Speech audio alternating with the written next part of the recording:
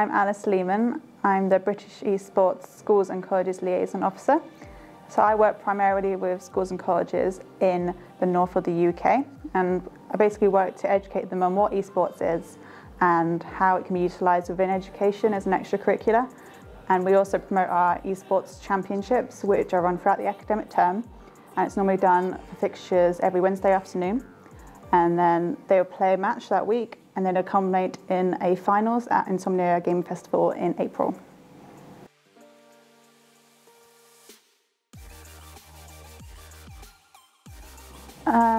Competitive gaming I heard about previously, as when I first got my Xbox 360 I loved Halo 3, massively got into the multiplayer, did terribly but I really enjoyed playing it with my friends.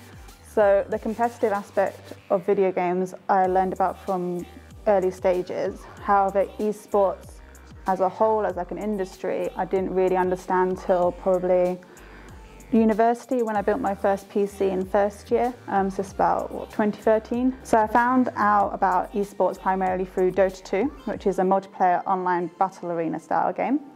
It was really fun to play. I really got into the competitive aspect of it, and I began to watch more of the tournaments online. So my friend introduced me to this game and showed me what these big tournaments could look like, such as the International, and I really got hyped behind following my favourite team, and from there I really gradually understood about what esports was.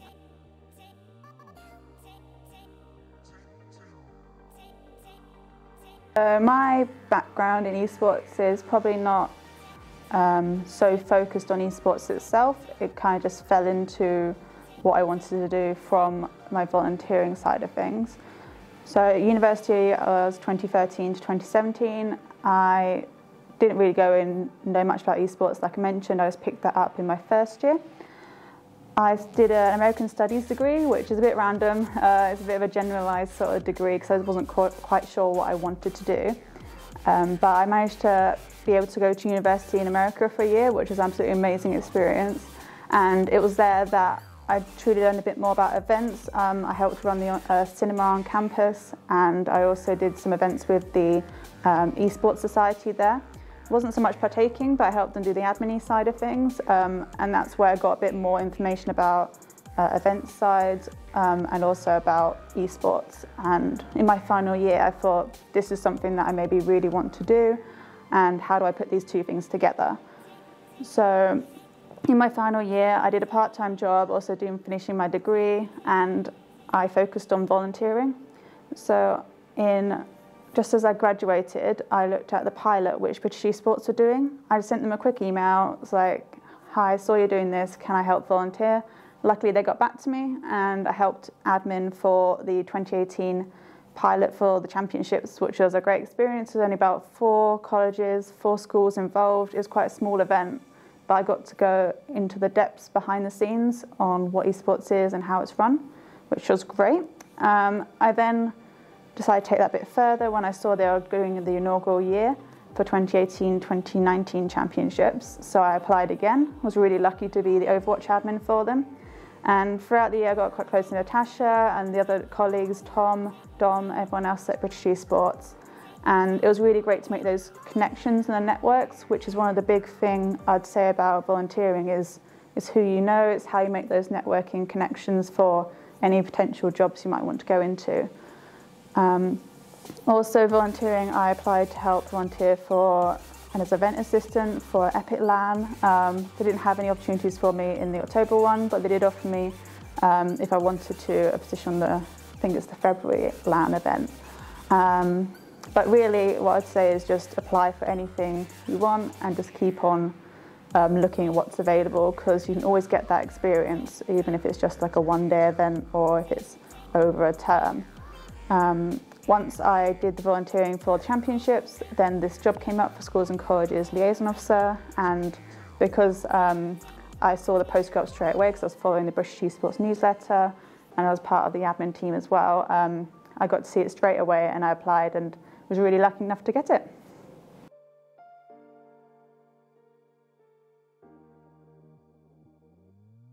So my role as the schools and colleges liaison officer for British Esports Isn't something you traditionally think of for an esports job, but what we do is really important because we go and teach schools and colleges about the benefits of esports. So we tell them it's not just about playing games single player by themselves, it's about working in a team primarily, and how they build up those digital skills such as communication, teamwork, leadership, resilience, character development. All of these go into esports and they can be transferred into education, academics, another industry. So they're all useful for especially students as they're growing up and deciding what they want to do with their lives. Getting key skills like this is a really fantastic opportunity, and through esports we offer that as like a vehicle, as like a tool to be able to get those whilst the students are still having fun. So my job is primarily to talk the talk with lots of different schools and colleges, mostly in the north area because my colleague Elliot Bond, he works in the south, so we split it so it's easier for us to get around to more schools and colleges, and we just have to talk about them, promote our championships as well, which is a great way for them to learn new skills, and it's quite minimal costs as well for the schools to get involved, so there's no reason for them not to try esports and have fun.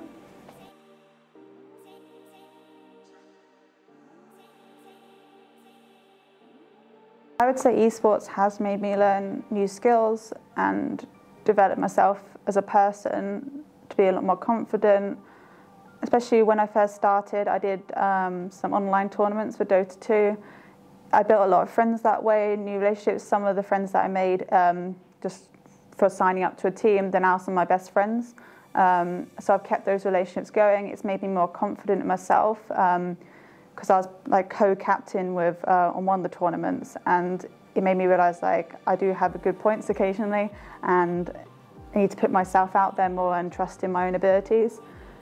It also made me realise that the confidence side of things, that you just need to go out there and try it, and that was my way into it. Say, I'm going to try and volunteer, I'm going to try in this tournament, and I'm going to do my best. And if you keep on going with that go-to attitude, then you're always going to succeed to some extent.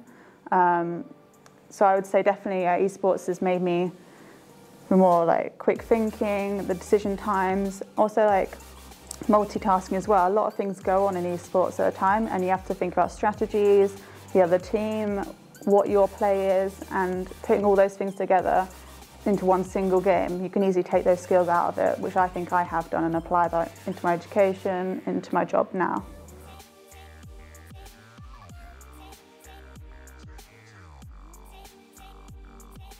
So my biggest accomplishment so far, I would say, within my job would be at Insomnia Gaming Festival 64 back in April. We had our finals for 2018-2019 year of the championships, and I was really excited because Natasha asked me to kind of oversee the Saturday date, which was some of the finals for Rocket League and for the Schools Cup as well. So it was really nice to have that chance to be a bit more of a leadership role, to take more responsibilities on, and it was nice that Natasha realised my capabilities, and it went really well. Luckily, not too many things went wrong, a little bit of tech problems, but I managed to get them fixed straight away, and all the games ran to time, nothing went over, and it was a really nice feeling. It made me feel really proud of what I'm doing. Yeah, and I'd love to do it again, like obviously hopefully in April next year, it'll be even bigger. We'll get more stage time, and it'll be fantastic. And that's probably my biggest achievement, was at the gaming festival.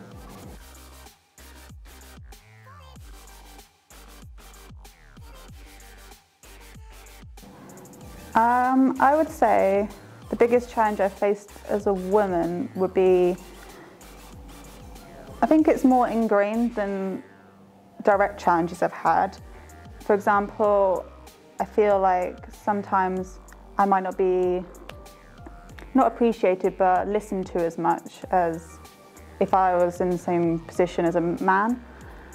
When I was doing some tournaments online, I was sometimes afraid to go in voice chat because I was confident in my abilities playing my hero, my character, but as soon as I went in voice chat, I felt like they would just take the mick out of me, or I wouldn't be treated the same. And I have had that previously where they like always put me in a support role because they think that's what I should be because I'm a woman. And it's trying to get them to see that actually I can make good plays, you know, I can do the same as any other man playing that hero. And I have made friends through that way, and they've realised that actually, yeah, sometimes she makes better plays than I can sometimes. But I'd say that's the biggest challenge, is overcoming those sort of, unfortunately, ingrained ideas in esports that women should be supports, or women don't quite know as much as men in terms of esports industry. But I think that's not true. There's definitely a lot of women up and coming that are getting more involved and definitely know lots more than men do, or at the same level. So I think it's just more about the opportunities, the awareness that helps overcome these sort of challenges that I felt were ingrained when I first started. I think the challenges of being a woman in esports are still there today. Not as bad as it used to be, because there's a lot of good campaigns out there promoting for gender diversity and equality in esports and the gaming industry. But I definitely think it's still a little bit behind, and there's still, unfortunately, the same thinking, just in terms of general gaming, that women should be supports. I think that idea is still unfortunately there. And also the idea that they might not know about good strategies or might not be good analysts, which is definitely not true. And I think it's more about getting women the opportunities, which is becoming more on the rise. So it's definitely working its way up, but there's more that we could do to make sure it gets even better and more of an inclusive place for women to feel happy and comfortable as well in their roles in esports.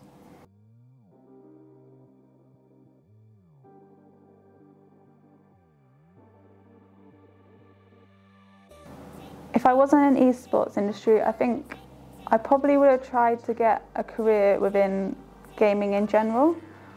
Maybe not so much the development side of games, but events certainly. I always had a passion for events, did a lot of volunteering in that, obviously in my year abroad, and throughout university as well. So I probably would have moved more towards the events industry or games in general, just because I have a passion for that. I love doing events. I like seeing people happy, and that's why I really like esports, because you can see the passion behind people watching the games they love with the teams that they love.